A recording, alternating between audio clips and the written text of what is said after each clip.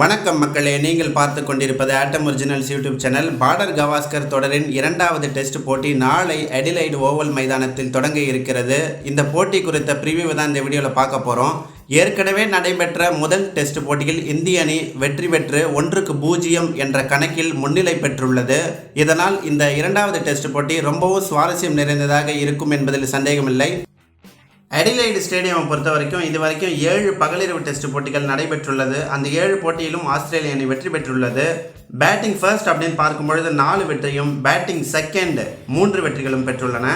Average first inning score 389, average second inning score 254. Highest team total என்ன அப்படின்னு கேட்டிங்கன்னா 589 for 3 Australia vs Pakistan in 2019. Lowest team total 36 for 9 India vs Australia in 2020. Highest individual score யார் அப்படின்னு கேட்டிங்கன்னா David Warner 335 runs vs Pakistan in 2019.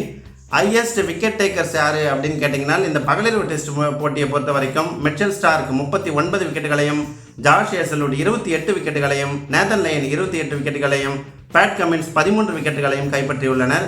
Wicket summary அப்படின்னு பார்த்தீங்கன்னா seamers 173 விக்கெட்டுகளையும், spinners 47 விக்கெட்டுகளையும் எடுத்துள்ளனர். Day night test போட்டியை பொறுத்தவரையில் ஆஸ்திரேலிய அணி 12 போட்டிகளில் விளையாடி 11 வெற்றியை பெற்றுள்ளது. இந்தியாவை பொறுத்த வரைக்கும் 4 போட்டிகளில் விளையாடி 3இல் வெற்றி பெற்றுள்ளது.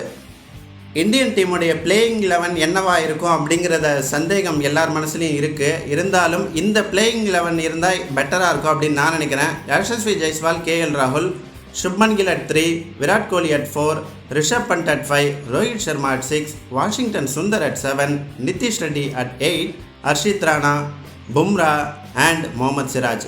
ஏன் இந்த மாதிரி சொல்கிறேன் அப்படின்னு கேட்டிங்கன்னா ரோஹித் சர்மாவை பொறுத்த வரைக்கும் நியூ பாலில் நிச்சயமாக அவர் ஸ்ட்ரகிள் பண்ணுவார் அப்படின்னு தாங்க தோணுது. ஏன்னா ரீசெண்ட் டேஸில் அவருடைய ஃபார்ம் அப்படிங்கிறது ரொம்ப போராக இருக்கிறதன் காரணமாக ஒருவேளை மிடில் ஆர்டரில் வந்து விளையாடினார் அப்படின்னா பெரிய ஸ்கோர் அவரால் கன்வெர்ட் பண்ண முடியும் அப்படின்னு நான் ஆணித்தரமாக நம்புகிறேன்.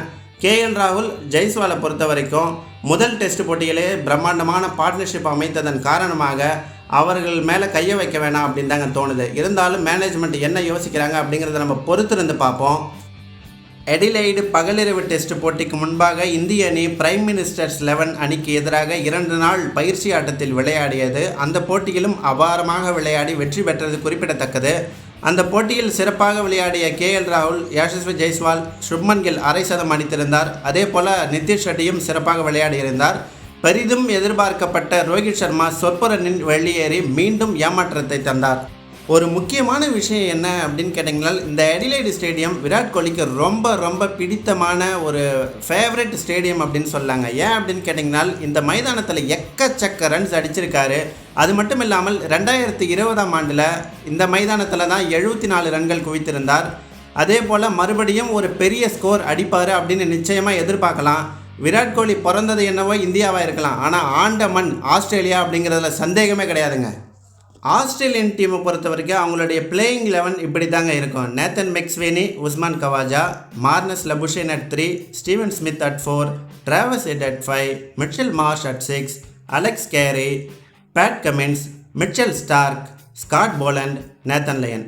ஏற்கனவே ஜாஷ் ஹேசல்வுட் 2வது போட்டியில் விளையாட மாட்டார் அப்படிங்கிற தகவல் வெளியாகி இருந்த நிலையில் அந்த இடத்துல ஸ்காட் போலண்டை தான் ஆட வைக்க போகிறாங்க அப்படிங்கிறது உறுதியாகவே தெரியுது. அது போக மிச்சல் மார்ஷினுடைய காயம் எந்த அளவுக்கு இருக்கிறது அப்படிங்கிறத பொறுத்து தான் அவர் பிளேயிங் 11இல் இடம் பெறுவார். ஜாஷ் ஹேசல்வுட்டை பொறுத்த வரைக்கும் முதல் போட்டியை விளையாடிவிட்டு ஒரு பேட்டி கொடுத்ததன் காரணமாக அவரை நீக்க வேண்டுமா அப்படிங்கிற கேள்வி தாங்க இருக்குது. ஒரு நல்ல பவுலர், அது மட்டும் இல்லாமல் இந்திய அணிக்கு எதிராக சிறப்பாகவே செயல்படக்கூடிய ஒரு பவுலர் அப்படின்னு சொன்னாங்க. 2020 நடந்த டே நைட் கேம்ஸ்லேயும் 5 விக்கெட்டுகளை வீழ்த்தி இருந்தார் அப்படிங்கிறது ஒரு முக்கியமான விஷயம். இந்திய அணியை பொறுத்த வரைக்கும் ஒரு குடைச்சலை கொடுக்கக்கூடிய ஒரு பவுலர் அப்படி யாருன்னு கேட்டிங்கன்னா அது ஜாஷ் ஹேசல்வுட்டை நம்ம சொல்லலாம். அதே போல் நேற்றைக்கு பயிற்சி ஆட்டத்தில் விளையாடி இருந்த பொழுது ஸ்டீவன் ஸ்மித் மற்றும் மார்னஸ் லபுஷேன் ஆகிய இருவருக்கும் காயம் ஏற்பட்டிருந்தது. அந்த காயம் எந்த அளவுக்கு இருக்கிறது அப்படிங்கிறத பொறுத்து தான் இந்த பிளேயிங் 11 நிர்ணயிக்கப்படும் அப்படின்னு எதிர்பார்க்கப்படுகிறது. பகலிரவு டெஸ்ட் போட்டியை பொறுத்த வரைக்கும் குறிப்பாக அடிலைடு ஓவல் மைதானத்தில் முதல் நாளில் விக்கெட் எடுக்கிறதுக்கு பவுலர்ஸ் கொஞ்சம் திணறாங்க அப்படின்னு தாங்க சொல்லணும்.